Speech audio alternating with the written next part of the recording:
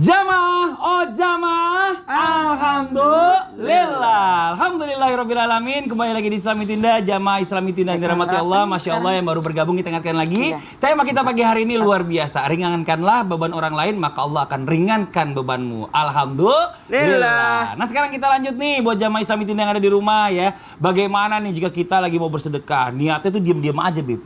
Saya mau sembunyi-sembunyi, tapi teman saya ada yang mancing supaya diumbar bikin video. Saya terpaksa kan jadi mengumbar-umbar sedekah tersebut. Itu gimana Bib hukumnya Bib? Baik. Izin. Bismillahirrahmanirrahim. Artinya sedekah.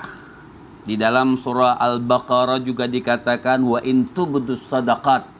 Jika engkau menampakkan sedekahmu itu bagus. Oh, bagus. Ya, menampakkan sedekahmu itu bagus. Tapi ketika kau di dalam Al-Qur'an mengatakan terusan ayatnya, jika kau menyembunyikan sedekahmu lebih bagus. Oh, jauh lebih bagus. Artinya jika engkau menampakkan sedekahmu itu bagus. Tapi jika engkau menyembunyikan sedekahmu itu lebih bagus. Salah satu contoh, Sayyidina Imam Ali Zainal Abidin, cucu daripada baginda Nabi besar Muhammad Sallallahu Alaihi Wasallam. Beliau itu sedekah. Beliau setiap malam sholatnya nggak banyak pemirsa, 1000 rakaat. Allahu Akbar. Disebutnya As-Sajjad, gelar Sayyidina Imam Ali Zainal Abidin. Sebelum sholat subuh beliau muter ke rumah orang-orang miskin bersedekah. Ya, tidak ada yang tahu ketika beliau naruh sedekah tersebut, tidak ada yang tahu. Kapan sedekah tersebut ketahuan? Ketika beliau meninggal dunia, Masya Allah Mas Fadli, di belakang beliaunya seperti ada kayak kapalan, apa sih, tebel. Yang mandiin itu, bingung, nggak ada yang tahu. Ternyata sedekah itu beliau bopong sendiri, gandumnya apa, orang kaya Sayyidina Imam Ali Zainal Abidin. Beliau sendiri, setelah beliau meninggal dunia, tidak lagi diketemukan di pintu-pintu orang miskin sedekah makanan uang. Barulah orang tahu satu kampung yang sedekah tersebut Sayyidina Imam Ali Zainal Abidin. Masya Allah, ini hebat sekali yang perlu kita contoh. Jadi sedekah itu sebaiknya kalau kita tidak bisa jaga hati kita, sebab Allah Subhanahu wa Ta'ala menghilangkan pahala amal seseorang yang diiringi dengan riya. Ketika kita sedekah diposting, ya. Ketika kita sedekah diposting, dilihat ini saya sedekah seperti Mas Fadli tadi contohnya sama Maulana. Artinya memang kita husnudzan. Kita bersangka baik melihat orang yang memposting tersebut. Misalnya kata Imam Ghazali nih. Kata Imam Ghazali, contoh Imam Ghazali mengatakan, ketika kita mau sedekah, tapi ada punya masih sifat sombong, ya, ada sifat sombong, apakah kita berhenti sedekah kita? Tidak. Teruskan sedekahnya, insya Allah dengan sedekah tersebut bisa menghancurkan sifat riak dan kesombongan kita dengan pahala sedekah yang Allah Subhanahu wa Ta'ala berikan. Jadi tetap kita, tidak usahlah kita nih yang sebagai yang menonton apa namanya Ustaz anak bahasa milenial sekarang ngejas ya apa sih? Ngecas. Oh, kenapa tuh posting-posting? Ngapain posting-posting? Netizen. Nggak perlu seperti itu. Kita sudah tidak bisa bersedekah ketika lihat orang yang memposting sedekahnya. Apa tugas kita? Kita bersangka baik dan mendoakan mereka. Mudah-mudahan yang mereka sedekahkan itu memang ikhlas karena Allah. Kita ini kadang-kadang cuman ngomong doang, sedekah kagak. Cuman komplain saja, ngeluarin uang kita juga tidak, itu tidak boleh. Tapi memang nih seharusnya kadang-kadang kan orang yang diposting juga misalnya belum tentu kan dia ridho. Benar. Belum tentu nih, saya sedekah nih kan belum tentu juga ridho orang yang kita posting. Jadi sebaiknya kalau memang kita bisa jaga hati, niatnya ikhlas karena Allah untuk mencontohkan yang lain supaya menyumbang, silahkan, tidak jadi masalah, diperbolehkan. Masya Allah, jazakallah khairan kasiran, makasih banyak Habib. Ya memang ternyata kalau sedekah terang-terangan itu bagus, tapi lebih baik lagi ya sedekah itu secara sembunyi-sembunyi, Masya Allah. Nah sekarang kita lanjut lagi nih, jamaah. Pengen dong denger nih kisah ya di zaman Nabi ya tentang sahabat yang mungkin meringankan beban orang lain. Ada nggak nih? Kita minta kisah dari guru kita Ustadz Syam. Baik, bismillahirrahmanirrahim. Jamaah Islam itu indah yang dimuliakan Allah Subhanahu wa Ta'ala, guru-guruku yang dimuliakan Allah Subhanahu wa Ta'ala. Naja, ada nggak di dalam Al-Quran yang berbicara tentang kehidupan dan air? Kehidupan itu dimulai daripada air. Waja'alna Waj'alna minal ma'i kulli syai' Waj'alna minal ma'i kulli syai'in hayyin afala yu'min. Masya Allah. Surah apa ayat berapa? Al-Anbiya ayat 30. Al-Anbiya. Masya Allah, tabarakallah. Kita akan berbicara tentang air. Di zaman baginda Nabi SAW ada sebuah sumur yang menjadi tempat orang-orang mengambil air untuk kehidupan mereka. Maka para sahabat Nabi SAW, warga masyarakat Madinah, bukan hanya dari kalangan muslim, orang-orang yang beriman, tapi mereka juga para ahlul kitab mengambil daripada air tersebut. Maka kepemilikan daripada sumur ini adalah dimiliki oleh orang-orang Yahudi. Mereka bukan jahat, mereka baik, tapi mereka berpikir bisnis, subhanallah. Maka dinaikkanlah harga air tersebut sehingga banyak warga masyarakat yang kesulitan untuk mendapatkan air bersih pada masa tersebut. Maka Nabi SAW menawarkan kepada para sahabat radhiyallahu anhum wardahum, wahai para sahabatku, siapa yang menginginkan pahala ganjaran dari Allah Subhanahu wa taala di surga, siapa yang menginginkan kebaikan Allah Subhanahu wa taala, siapa yang menginginkan kedudukan yang tinggi dari Allah Subhanahu wa taala, maka hendaklah dia memberikan sumur tersebut kepada saudaranya. Maka mendengar daripada lisan baginda Nabi SAW, Sayyidina Utsman bin Affan radhiyallahu anhu arda, beliau langsung datang untuk bernegosiasi dengan pemilik sumur tersebut. Sayyidina Utsman bin Affan mendatangi mereka dengan menawar, bolehkah saya membeli sumur ini karena saya ingin memberikan kepada saudara-saudara saya? Maka orang-orang Yahudi tersebut berpikir, wah kalau diambil sama Utsman nih bisa nggak ada penghasilan kita. Maka mereka mengatakan, sorry ya, sumur ini nggak dijual. Keesokan harinya Sayyidina Utsman bin Affan tidak berhenti dari situ saja. Maka Sayyidina Utsman bin Affan berpikir keras untuk mendatangi mereka lagi dengan mengatakan, boleh nggak kalau saya beli dengan harga tinggi deh? Saya beli dengan harga yang tinggi. Emang kamu mau beli dengan harga berapa? Kami pun tidak mau jualnya. Subhanallah. Keesokan harinya Sayyidina Utsman bin Affan datang lagi. Kalau boleh saya beli setengahnya aja deh. Ya udah kalau gitu, kalau kamu nggak mau menjual sumur ini, saya beli setengah daripada sumur ini. Maksudnya gimana setengah? Setengah maksudnya satu hari sumur ini menjadi milik saya, besok sumur itu akan menjadi milikmu, besoknya lagi punya saya, besoknya lagi milikmu. Subhanallah. Maka selang-seling. Maka orang-orang Yahudi mengatakan, oh kalau begitu wahai Utsman, boleh asal engkau membayarkan dengan mahar 12.000 dirham. Pada saat itu adalah sesuatu yang sangat mahal sekali. Subhanallah. Maka Sayyidina Utsman bin Affan radhiyallahu anhu pun setuju dengan harga tersebut. Beliau membayar dengan harga 12.000 dirham. Setelah itu orang-orang pun datang mengambil air pada hari giliran Sayyidina Utsman bin Affan. Bukan hanya mengambil air untuk persediaan hari tersebut, tapi orang-orang datang mengambil air untuk persediaan hari tersebut dan hari esoknya. Sehingga tiba giliran orang Yahudi memiliki sumur tersebut, orang-orang sudah tidak datang lagi mengambil air. Kenapa? Masih ada stok yang kemarin. Begitu berlanjut sehingga orang-orang Yahudi pun tersadar bahwa subhanallah tidak ada lagi milik kita pada hari ini. Bagaimana kalau kita jual aja semuanya? Sayyidina Utsman bin Affan pun pada saat itu kembali kepada mereka dan mengatakan, kalau begitu jual aja semuanya pada kami. Hari ini saya beli setengahnya dengan harga 8.000 saja ya. Dengan harga 20.000 saya sudah memiliki daripada sumur ini. Dan sampai sekarang sumur ini pun masih ada di samping daripada Masjid Qiblatain di kota Madinah Al-Munawwarah, dan menjadi salah satu asetnya Sayyidina Utsman bin Affan yang disedekahkan bagi orang-orang yang datang ke kota Madinah. Allahu ta'ala alam. Wow, makasih banyak Ustaz Syam. Sama-sama. Ini kisah saya inspiratif banget ya, Masya Allah ya. Mudah-mudahan ada nih kisah Utsman bin Affan, Sayyidina Utsman bin Affan di zaman sekarang ya, ini Masya Allah luar biasa. Di saat masyarakat banyak yang susah saat ini. Nah, buat jamaah Islami Tinda, sebelum kita lanjut, kita akan kembali melihat sebuah video tayangan.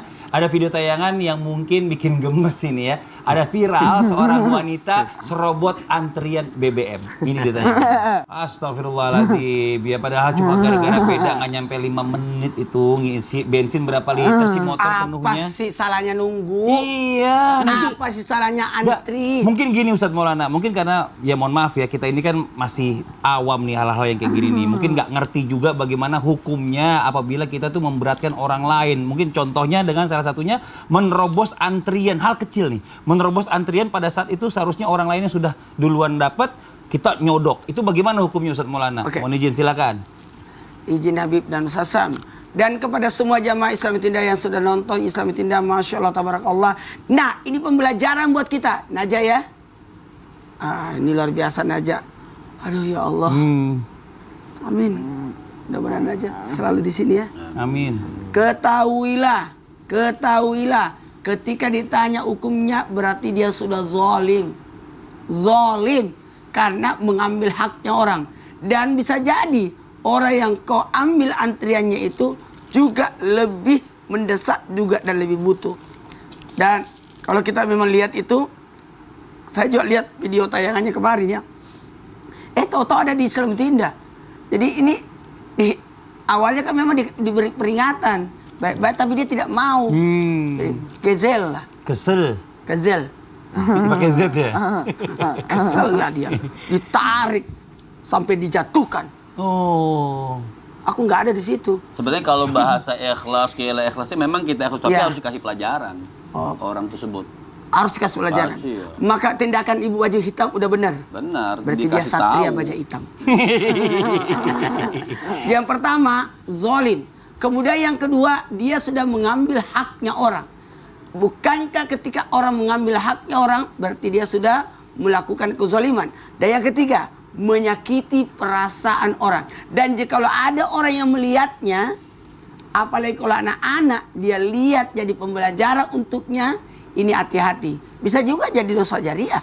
Nauzubillah min zalik. Oh ternyata bisa ya, hati-hati. Kecuali kalau memang ada aturan.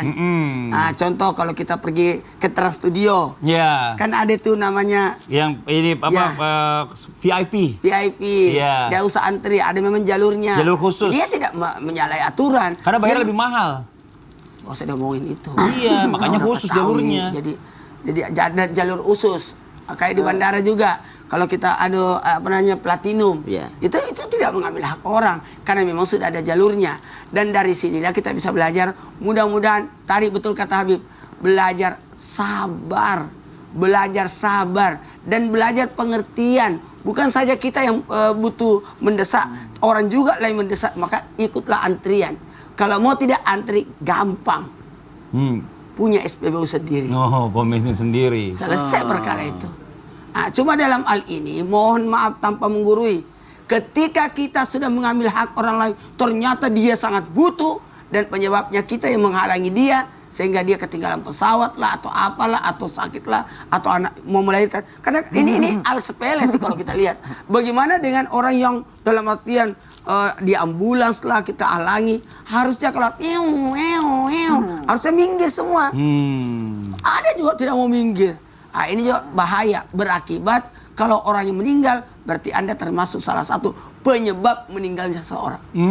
Nauzubillah min Untuk tim zalik. Islam tidak ngambil itu ya. Iya, jangan Tidak lah. mengambil video tayangan yang ambulans Iya. Memang itu bahaya banget ya. Maksudnya edukasi ini tentang masyarakat bahwa segala hal-hal yang mendesak itu memang harus mengerti. Iya. Mungkin kayak Makanya tadi ada pentingnya akhlak. akhlak, Masya Allah. Nanti kita lanjut lagi pembahasan kita. Nah sekarang waktunya kita menjawab pertanyaan masuk dulu nih dari Jamaah Islam Itu Indah yang sudah dikirimkan ke sosial media Islam Itu Indah. Kalau gitu langsung aja kita masuk ke segmen Tanya Dong Ustadz. Kami semua tanya dong Ustadz. Oke, kita masuk ke pertanyaan yang pertama dari Instagram Hamba Allah. Assalamualaikum Ustadz. Waalaikumsalam warahmatullahi wabarakatuh. Mau nanya, saya punya kakak sepupu yang selalu memberatkan dan merepotkan keluarga saya. Misalnya, kalau minta bahan-bahan makanan, dia nggak mau rugi. Maunya minta mulu ke rumah saya. Apalagi makanan. Apakah benar dalam Islam sesama saudara itu tidak saling merepotkan? Tapi kalau kita nggak terima, apakah berdosa? Nah ini Ustadz Syam nih, mau izin silakan. Baik, bismillahirrahmanirrahim. Tapi guruku Habib Muhammad Ustadz Maulana, Mas Fadli, Najah, serta guru-guru kami yang dimuliakan Allah Subhanahu wa Ta'ala. Seluruh jamaah berbahagialah ketika ada seseorang mendatangi kita guna meminta pertolongan. Berarti Allah Subhanahu wa Ta'ala memberikan kita kesempatan untuk beramal soleh.